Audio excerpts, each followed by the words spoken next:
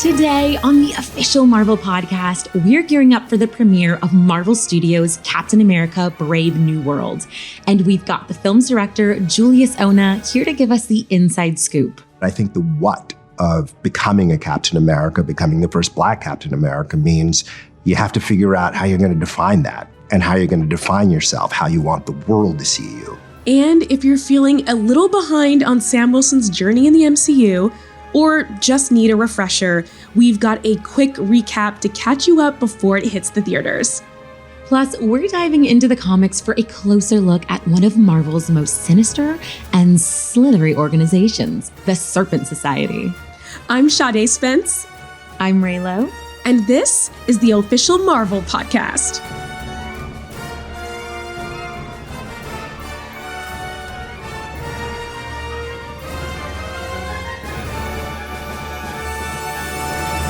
Ray, I am hyped for Valentine's Day. Do you have any plans for February 14th?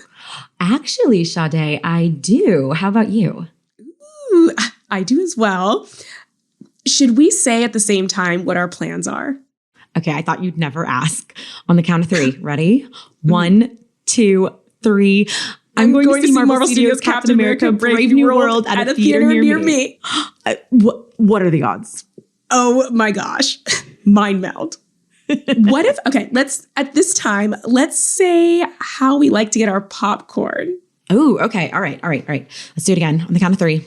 1, 2, 3. With butter on top and in the middle. Okay.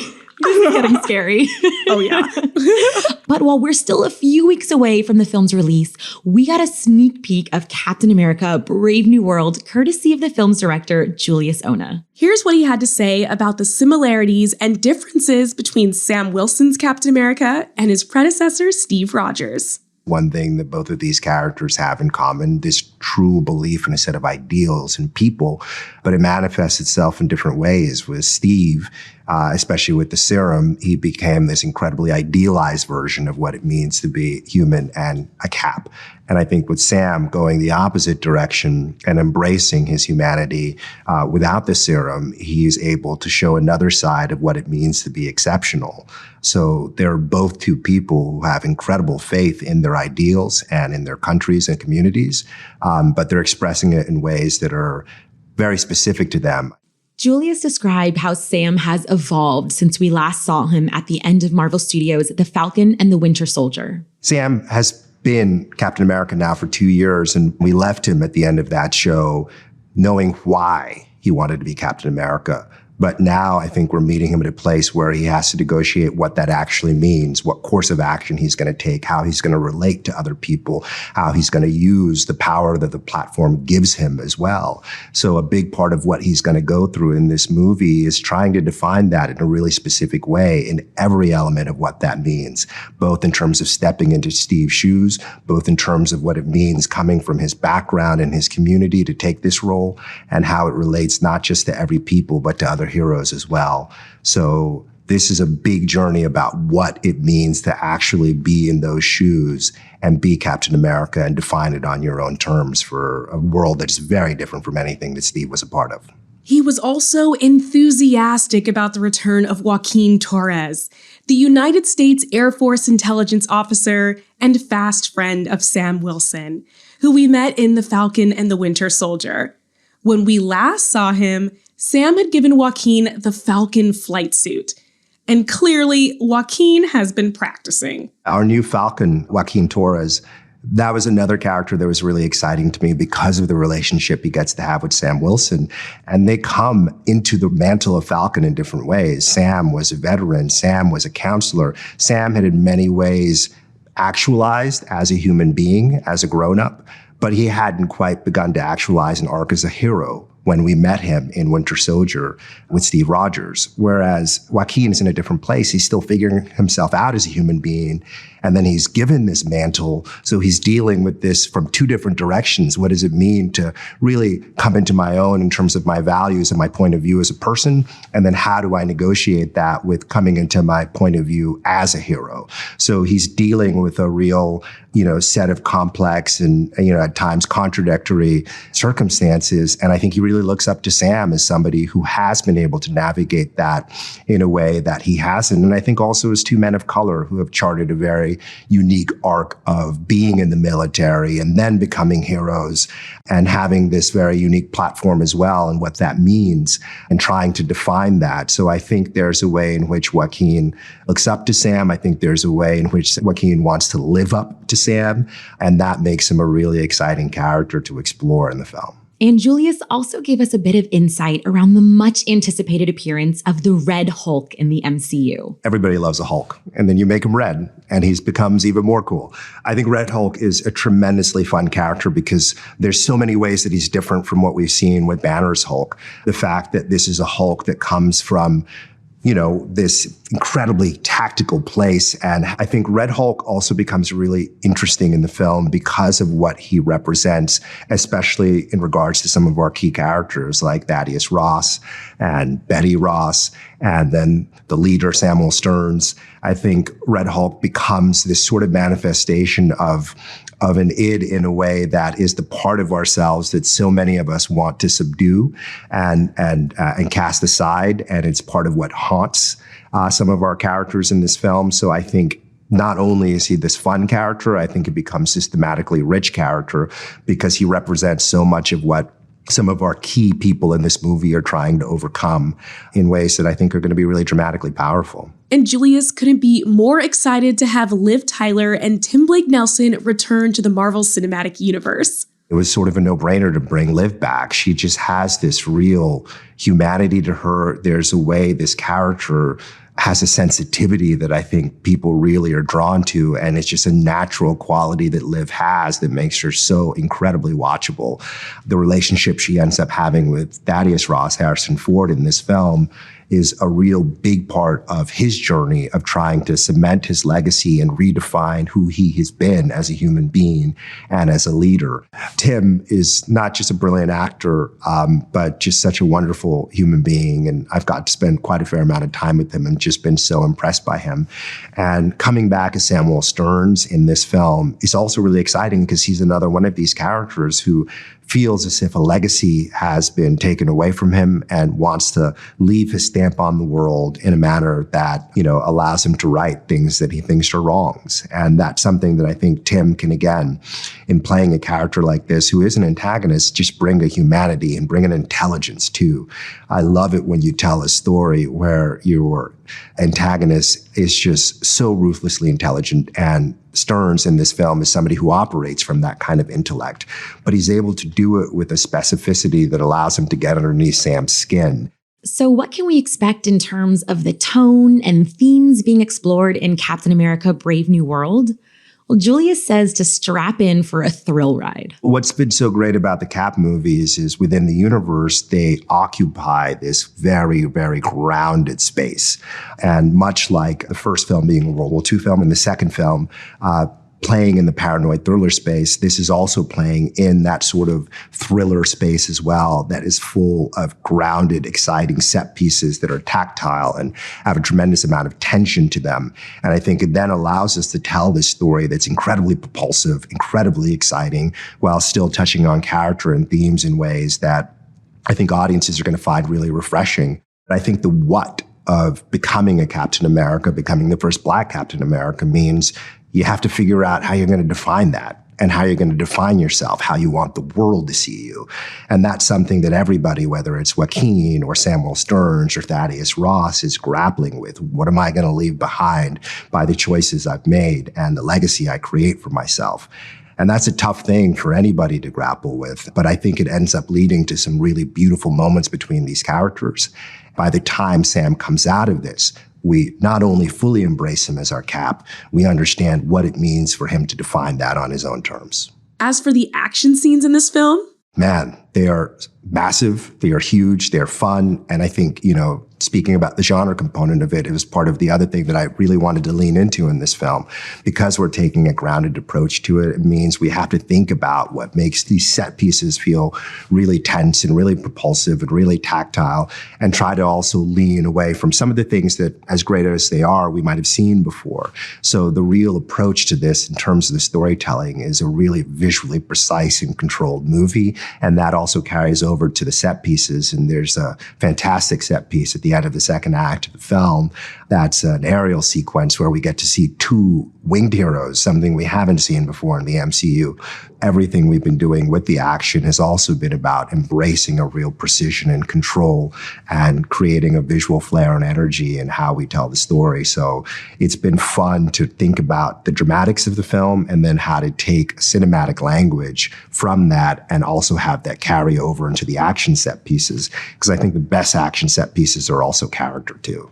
According to Julius, redemption also plays a major role in Captain America: Brave New World. I'm thrilled for audiences to see this film because there's an opportunity to now redefine Captain America in a way we've never seen before, to go on this journey with Sam, who's somebody who's become beloved in the MCU, but see him in a new light, and to also meet this whole host of other characters who I think have all had very interesting journeys. And one of the things that, again, really drew me to the story is each one of our main characters has something of an outsider to them, and this is their journey to becoming an insider. And that's something that everybody, no matter who we are, can relate to, that feeling of maybe being left behind for a moment or feeling outside for a moment and wanting to belong to something bigger than ourselves. And that's at the heart of what Sam's journey is. There's going to be a real emotional core to the heart of this, and I can't wait for people to see it. Captain America: Brave New World hits theaters February 14th, so get your tickets now. But if you're eager to dive into Sam Wilson's story, there's a decade's worth of MCU appearances you can revisit right now to start preparing. That's right, Ray. And if you're short on time or just need a quick refresh, I've got you covered with a full recap. From Sam's debut in Marvel Studios' Captain America: The Winter Soldier to his official introduction as Captain America in The Falcon and the Winter Soldier. Captain America: Brave New World will be the fourth Captain America film in the Marvel Cinematic Universe. But it's the first to star Sam Wilson, played by Anthony Mackie, as Cap. So how did Sam become the new Captain America?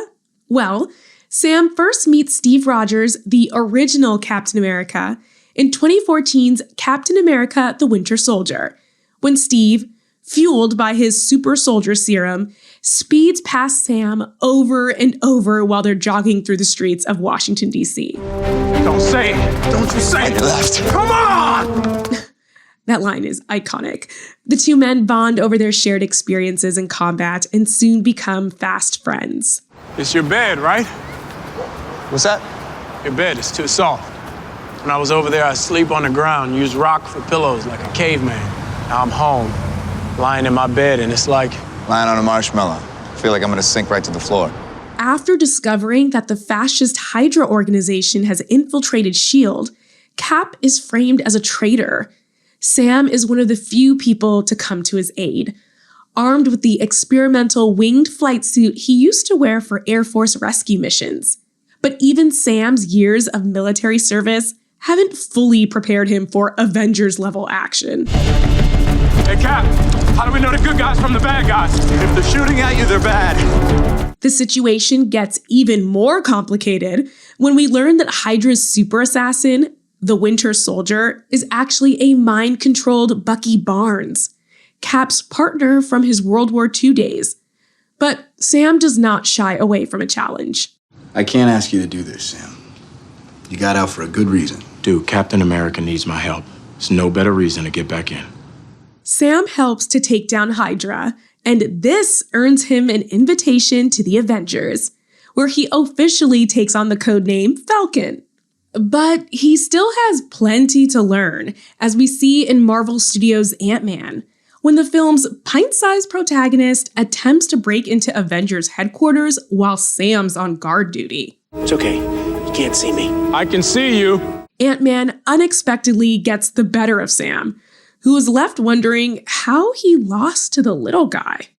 It's really important to me that Cap never finds out about this.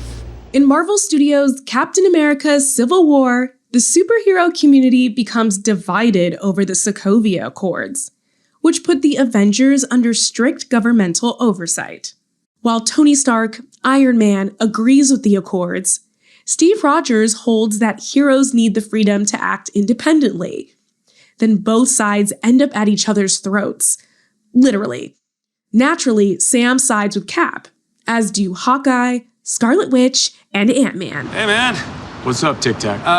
Good to see you. Look, what happened last time? It was a great audition, but it'll never happen again. As well as the now unhypnotized Bucky Barnes. But having to work alongside Cap's former partner doesn't sit well with Sam. Can you move your seat up? No. Thankfully, the heroes get over their feud, because every single one of them is needed when Thanos comes to Earth in Marvel Studios' Avengers Infinity War. Unfortunately, it isn't enough to stop the Mad Titan from erasing half of all life in the universe, including our hero, Sam Wilson. When we return in Marvel Studios' Avengers Endgame, 5 years have passed, and the remaining heroes reassemble, take the fight back to Thanos, and when they seemingly undo the Mad Titan's actions, everyone on the battlefield waits with bated breath to see if it worked. The first voice Steve Rogers hears is a familiar one. Captain Sam, can you hear me?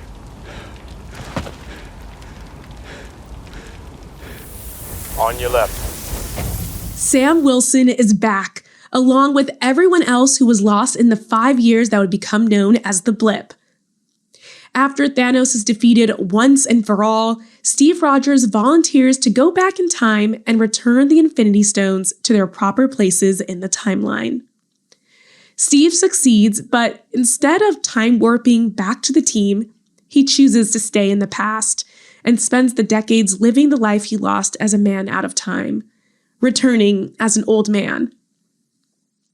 With a few words of wisdom and encouragement, Steve passes the shield on to Sam. How does it feel? Like it's someone else's. It isn't.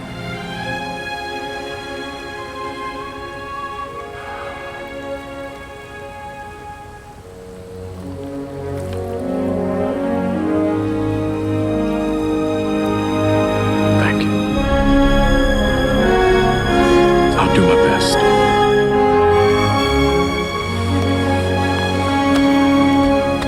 That's why it's yours.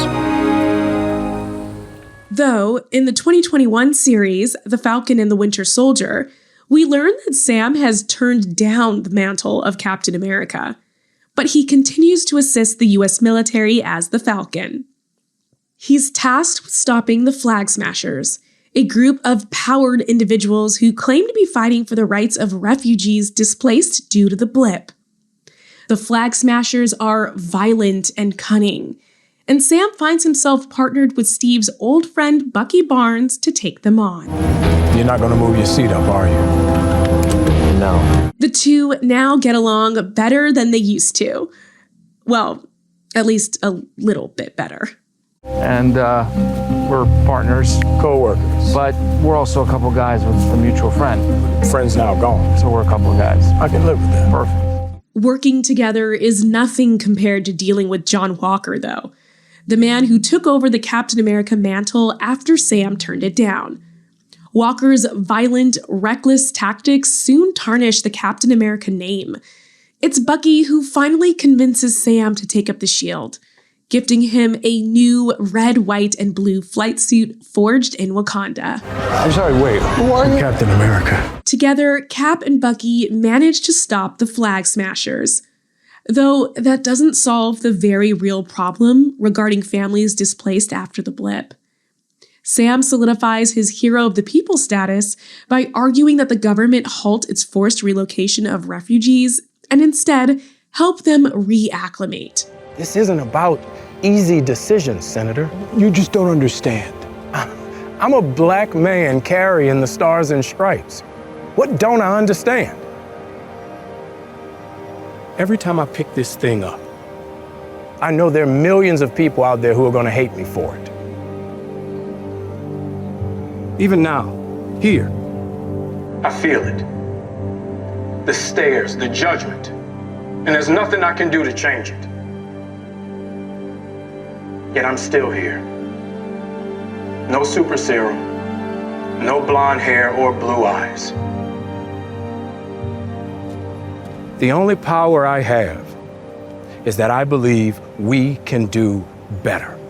And we can't wait to see Sam wield that power when he takes to the skies and the screen in Captain America: Brave New World, only in theaters starting February 14th. In the meantime, you can watch Captain America: The Winter Soldier, Captain America: Civil War, Ant-Man, Avengers: Infinity War, Avengers: Endgame, and The Falcon and the Winter Soldier on Disney+.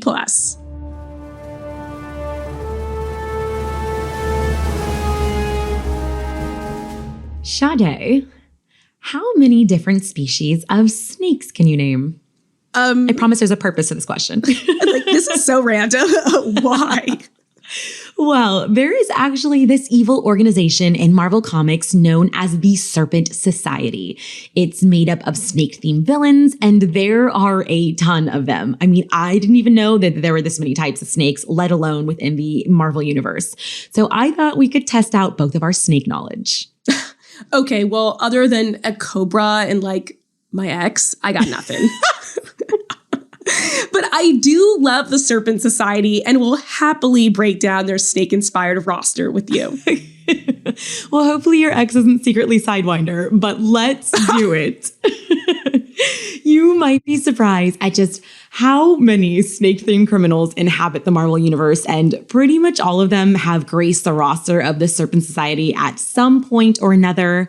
So we're going to focus on maybe just the top 10 snaky bad guys who've had the greatest impact upon the Serpent Society. And this is all according to our rigorous scientific method of reading the stories and going, hey, that was pretty important. That's pretty much it, yeah. All right.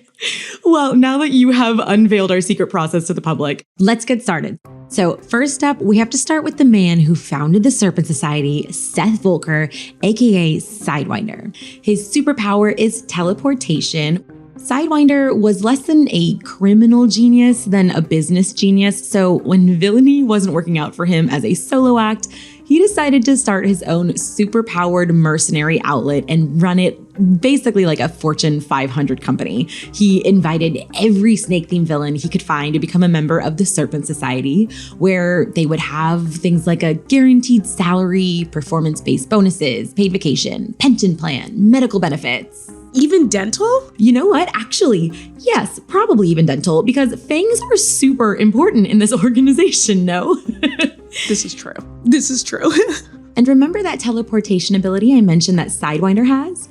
Well, he'd use that to teleport any Serpent Society member out of jail if they got caught. That is like the ultimate cheat. Honestly, what a good boss. Okay, so number 2, Frank Payne, aka Constrictor. So his power is body armor and electrified metal whips. Constrictor has the distinction of being the first person to betray the Serpent Society. So he had his own lucrative mercenary career long before Sidewinder's invitation. And he wanted to keep the best clients all to himself. So sharing profits with the society just wasn't in his game plan. So he ratted them out to the Avengers. What a snake in the grass?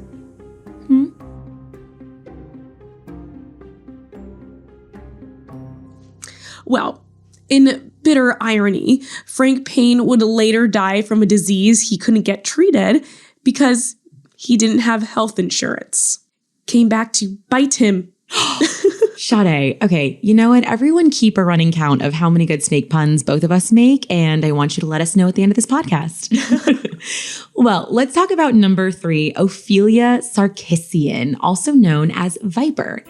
Miss Sarkissian was already known in supervillain circles as Madam Hydra, one of the bigwigs running the global terrorist network Hydra.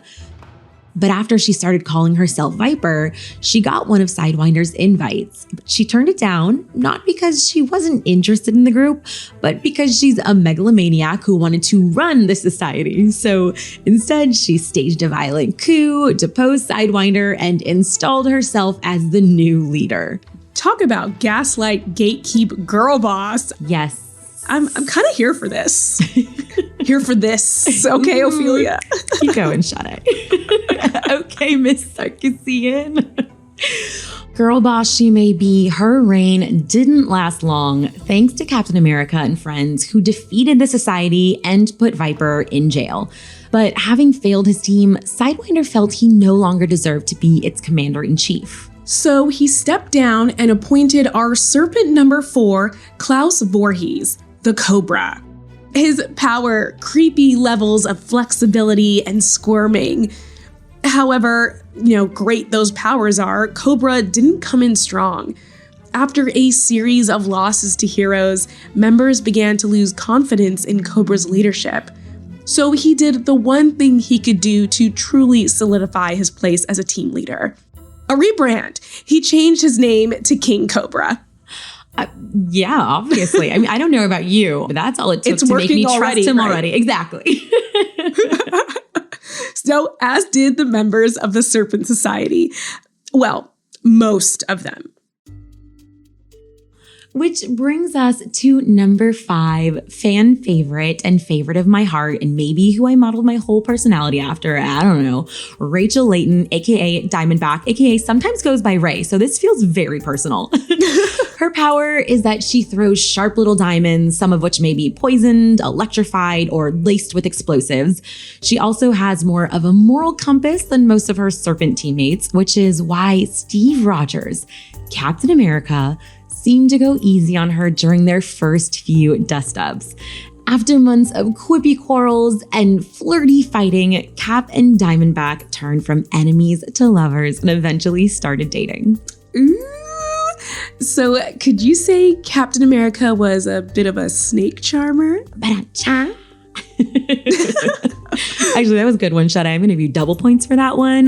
Make sure you're updating your scorecard, people. Well, the pair eventually broke up, but not until after King Cobra found out about the relationship and put a bounty on Diamondback's head. Which brings us to Serpents number 7 and 8, Black Mamba and the Asp. Black Mamba, real name Tanya Seeley, can manipulate the mystic power known as the Dark Force. The Asp, Cleopatra Nefertiti, shoots venom bolts. Pause, because Cleopatra Nefertiti is single-handedly the greatest secret civilian identity ever. Like, honestly. Like, cool off and on the job. Exactly. Anyway, back to King Cobra. He sent his whole nest of vipers after Diamondback. It was her friends, Asp and Black Mamba, who helped her escape. Except King Cobra then puts hits out on both of them, too. So for a while, the 3 women ran their own mercenary outlet called Bad Girls, Inc. Which, for all you listeners out there, I need to break this down because it is ingenious. Bad Girls, Inc. Not only are they bad, Black Mamba, Asp, Diamondback, BAD. Brilliant. Let's join the group. I want merch. Right. He was probably mad that their rebrand was like so good as opposed to his all he had is King Cobra. Just kidding. Eventually, to stop from being relentlessly hunted down, Asp and Black Mamba staged a false betrayal and faked the death of Diamondback, thereby getting all 3 bounties removed.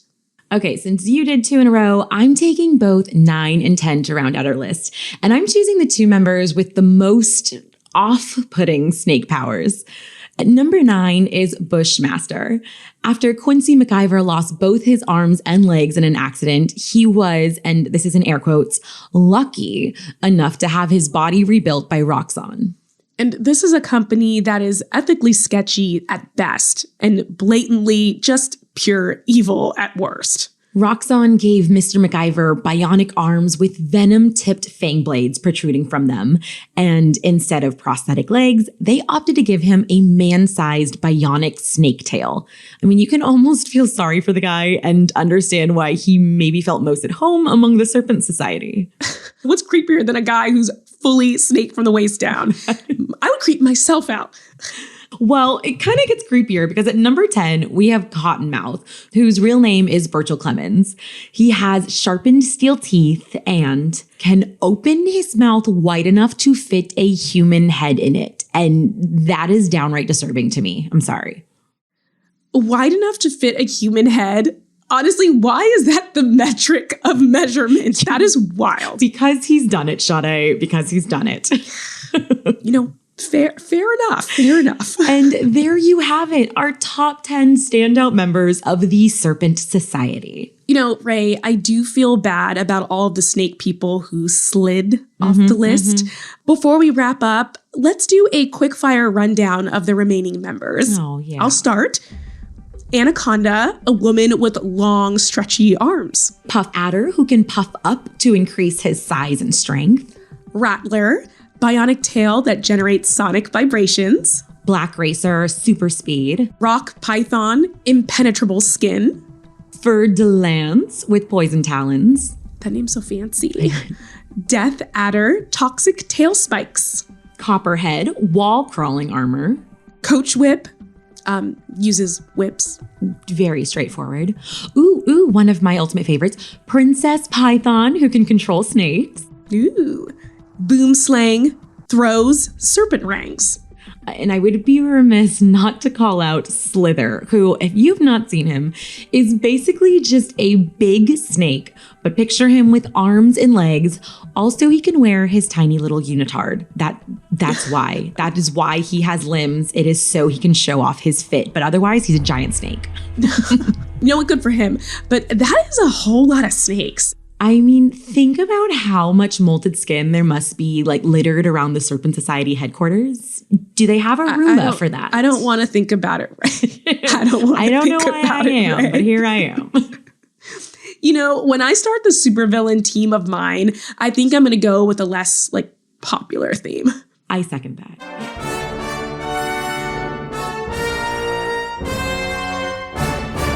Captain America has become one of the most popular characters on the big screen for modern day audiences. But do you ever wonder what character was capturing the hearts of superhero cinema fans in the 1940s? Well, would you believe it was still Captain America? On February 5th, 1944, 80 years ago from today, a 15-chapter Captain America serial film debuted in theaters.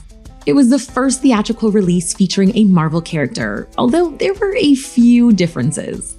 The serial told the story of Captain America, who, in his secret identity of District Attorney Grant Gardner, unravels the murderous plans of an evil scientist called the Scarab. So, no Steve Rogers, no shield slinging, and no Nazi punching or super soldier serum. But there were plenty of car chases and fistfights with gangsters as Cap escaped cliffhanger endings and saved the day for 15 weekly chapters. As we count down the days until the release of Captain America: Brave New World, it's good to know that Cap has been entertaining moviegoers wearing red, white, and blue since 1944, even if the color scheme was more like gray, white, and darker gray back then.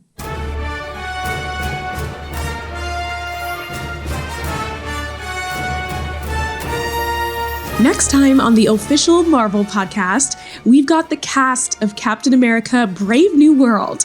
Tune in to hear from the film stars Anthony Mackie, Danny Ramirez, and more. Being a part of the Marvel Universe and being handed the shield as Captain America means more to me than I think it would mean to anybody else. That's it for this week, though. If you haven't already, make sure you subscribe to the pod wherever you're listening right now. And drop a comment or review or leave us how many puns we have said in this entire episode. Whatever it is, we truly appreciate the feedback. This episode was hosted by Sade Spence and myself, Ray Lowe. Our producers are Jasmine Estrada and Anita Flores. Additional writing by Christopher Healy. Thanks to Senior Manager of Audio Production and Development Brad Barton and Production Manager Emily Godfrey. Mixed by Justin Harris. Theme music by Ida Akbal. Executive producers are Larissa Rosen and Jesse Berger. Thanks for listening. See you next week.